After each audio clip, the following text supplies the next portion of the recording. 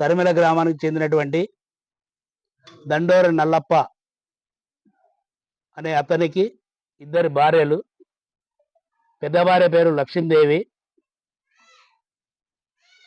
రెండో భార్య పేరు ఎల్లమ్మ. పెద్ద భార్యకు వచ్చేసి ఇద్దరు కొడుకులు, ఒక కూతురు సంతానము. కూతురికి మాత్రం పెళ్ళి అయింది. పెద్ద భార్య కొడుకులు ఇద్దరికి మ్యారేజ్ కాలేదు. అదేవిధంగా చిన్న భార్య ఎల్లమ్మ అంగన్వాడీ టీచర్ తరిమెల నందు పనిచేస్తూ ఉంది. వాళ్ళంతా ఎస్సీ కాలంలో తరిమెలలో ఉంటారు. చిన్న భార్యకు వచ్చేసి ఇద్దరు కొడుకులు సంతానము. ఒక కొడుకు 3 సంవత్సరాల కిందట యాక్సిడెంట్లో చనిపోతాడు.